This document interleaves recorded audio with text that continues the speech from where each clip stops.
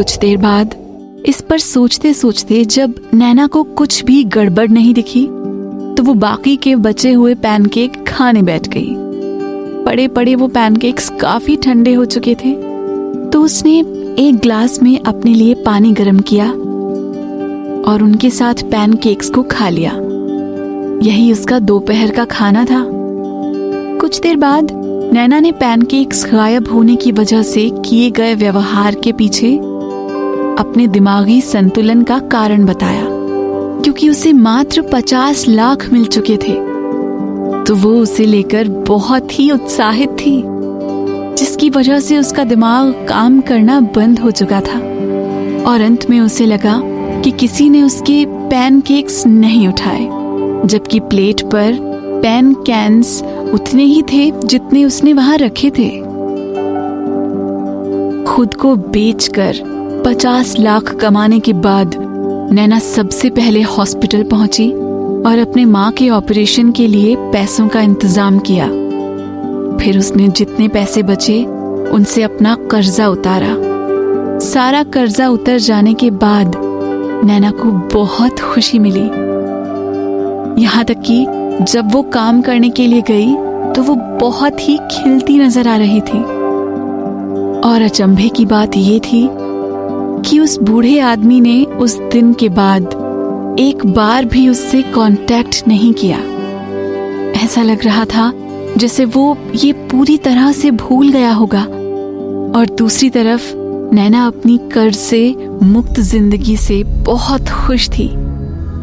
उसे इसकी बिल्कुल परवाह नहीं थी, चाहे वो उसके पास आए या ना आए, क्योंकि वो सचमुच उसके गुस्सा दिला देने वाले चेहरे को दोबारा देखना नहीं चाहती थी।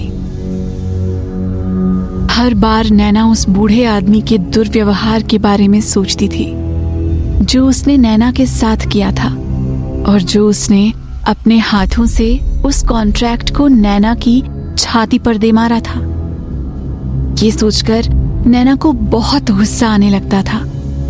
उसका चेहरा लाल हो जाता था और वो चाहती थी कि वो अभी उसके पास जाए और उसको उसके दुर्व्यवहार का करारा जवाब दे। नैना इस बात को मानती थी, अच्छे के साथ अच्छा और बुरे के साथ बुरा ही होता है। और वैसे भी उसने खुद को 50 लाख में बेच दिया था तो यहाँ पर कोई अच्छाई नहीं बची थी। नैना के लिए आनंद एक ऐसा लड़का था जिससे वो 1000 बार गालियां भी निकाल दे तो भी उसके लिए कम होगा। दूर रहो तुम बूढ़े कमीने। ये हर बार मेरे दिमाग में क्यों आ जाता है?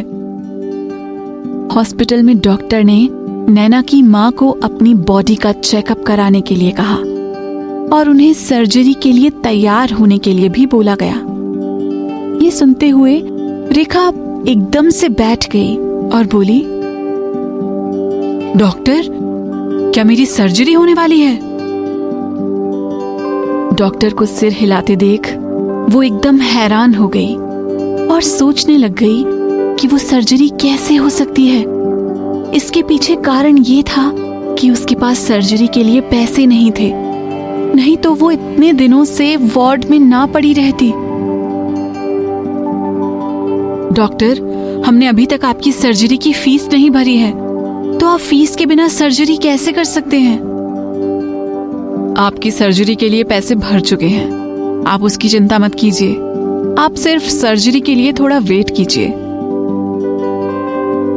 डॉक्टर ने रेखा के सवालों का जवाब देते हुए बोला, आपकी फीस पहले से ही भर चुकी है। रेखा ने डॉक्टर की तरफ हैरानी से देखा और पूछा, किसने भरी है मेरी फीस? उसे इस बात पर विश्वास नहीं हो रहा था। डॉक्टर ने नैना की माँ से पूछा, क्या नैना आपकी बेटी है? रेखा ने डॉक्टर को सुनते ही हाँ में अपना सिर हिलाया और सोचने लग गई। उसकी बेटी का इस चीज से क्या लेना? हाँ जी, ये सच है, आपकी बेटी ने ही आपकी फीस भरी है। डॉक्टर रेखा के सवालों का जवाब देते हुए वहां से चला गया। रेखा ये सुनकर एकदम से सुन्न रह गई थी। उसने डॉक्टर की पीठ की तरफ देखा, जो उस कमरे के दरवाजे को रोक कर खड़ा हुआ था। ये सुनकर उसकी शक्ल हैरानी में बदल गई। वो ये जानकर पहले से और ज्यादा पीली पड़ चुकी थी और उसके हाथ भी कांपने लग गए थे। उसे अपनी फैमिली की गरीब हालत के बारे में अच्छी तरह से पता था। उसे ये भी पता था कि उसकी सर्जरी कितनी महंगी है, जो कि वो कभी भी अफोर्ड नहीं कर सकते। वो अपनी पेंशन और नेहा की पार्ट टाइम जॉब से मुश्किल से ही 1 महीने का खर्चा उठाते थे। रेखा को ये बात अच्छी तरह से पता था कि उसकी बेटी उसका इतना खर्चा नहीं उठा सकती थी। तभी अचानक उसके दिमाग में एक आइडिया आया। वो बहुत घबराई हुई थी। उसकी आंखें घबराहट से बड़ी हो चुकी थी। तभी उसने अपने पास पड़े फोन को उठाया और फोन अपनी बेटी नैना को घुमा दिया। उठाते ही उसने बोला, जल्दी से हॉस्पिटल आओ। नैना को बरसों हो चुके थे अपनी माँ की ऐसी आवाज सुने। अब उसे अपनी माँ से कॉल आ गया था और वो उसे ज्यादा देर इग्नोर नहीं कर सकती थी। मुझे जाना ही होगा। उसका छोटा सा मुंह डर के मारे सिकुड़ गया और लाल होने लगा। वो अपनी फोन की स्क्रीन बंद होने तक उसकी तरफ ही देखती रही।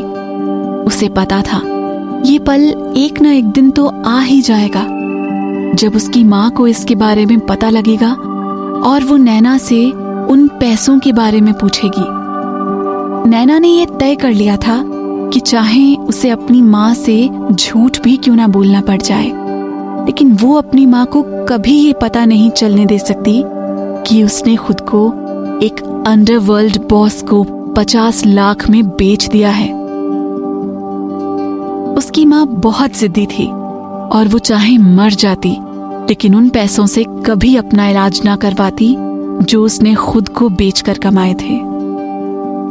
मॉम, नैना वार्ड में आई और ऐसा प्रतीत करने लगी जैसे कुछ हुआ ही ना हो।